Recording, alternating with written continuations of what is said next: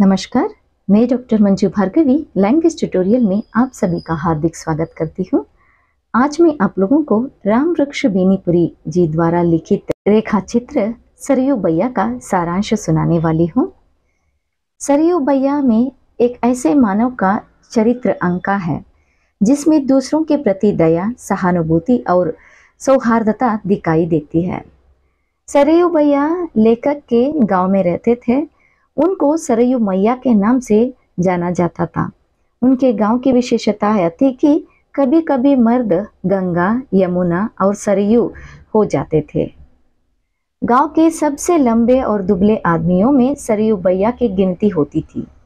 रंग सावरा, बगुले सी बड़ी बड़ी टांगे, चिपटी सी तरह बड़ी बड़ी बाहें, कमर में धोती पहने, कंधे पर अंगोची डाले जब वह खड़े होते हैं सभी लोग उनकी पसलियां और हड्डियां गिन सकते थे। नाक खड़ी लंबी, बवे सदन, बड़ी बड़ी आंखें कोटरों में घुसी, गाल चपके, अंग अंग की शिराएं उबड़ी। कभी कभी मालूम होता था मानो ये नसें नहीं, उनके शरीर को किसी ने पतली डोरों से पकड़ रखा है।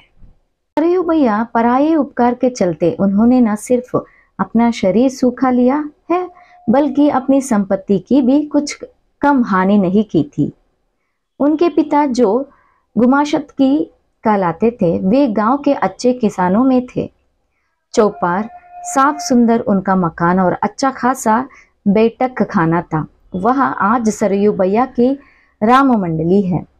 खेती बाड़ी तो थी ही, रुपये और गल्ले का अच्छा लेन देन था। परिवार भी बड़ा और खर्चीला नहीं था, लेकिन उनके मरते ही सरयू बैया ने लेन देन चौपट कर दिया और बाढ़ ने खेती बर्बाद की और भूकंप ने घर का सत्यानाश कर दिया।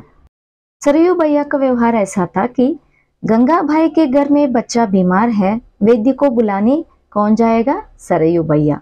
इरादे को बाजार से कई सौदा सुला फुलाना है, वहां किसे भेजे? सरयू बैया को। खबर आई राजकुमार के माताजी अपने गांव में सख्त बीमार है, उनकी खोज खबर कौन लाए? सरयू बैया से बढ़कर कौन दूसरा धावन होगा। परमेश्वर को यह रजिस्ट्री करनी है, शिनाख्त कौन करेगा? सरयू बैया। किसी के घर में शादी ब्याह यज्ञ जप हो और सरयू बैया अस्त व्यस्त।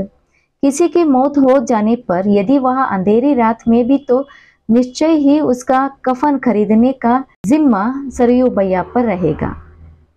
लेखक कहते हैं कि उनके क्षुद्र विचार से सरयू बैया का व्यक्तित्व अनुकरणीय, अनुसरणीय नहीं, वंदनीय, पूजनीय भी है। और सरयू बैया के पास कुछ रुपए थे।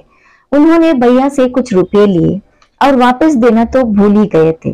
जब सरयू बैया को रुपयों की जरूरत पड़ी तो उन्होंने लेखक से वापस नहीं मांगा, बदले में एक महाजन के पास जाके सूद पूछने लगे और महाजन तो पैसे दे देता है। उसके बाद कहता है कि आपके पास रुपए जाएंगे कहा, लेकिन कोई सबूत तो चाहिए ही। क्या सबूत? मैं तैयार हूँ, सरयू बैया पूछते हैं। तब सरयू बैया रुपये बांध चुके थे, ना उनको खोल कर लौटाया जा सकता था और ना उसकी मांग को नामंजूर कर सकते थे। नहीं, कुछ नहीं, कागज पर सिर्फ निशान बना दीजिए। और सरयू बैया ने बम बोला की तरह हाथ पर अंगूठा बोर दिया। उस तरह सरयू बैया का स्वभाव बहुत मुग्ध था। सरयू बैया की शादी हुई थी और उनकी 5 संतानें भी थी। पूरी की पूरी बेटियां, एक भी बेटा नहीं था। उनकी पत्नी पैदा होगा सोचकर उसी अरमान में मर भी गई थी। सरयू बैया के बारे में और उनके व्यक्तित्व के बारे में लेखक ये सारे अंश बताते हैं और यहीं पर गद्य की समाप्ति होती है। धन्यवाद।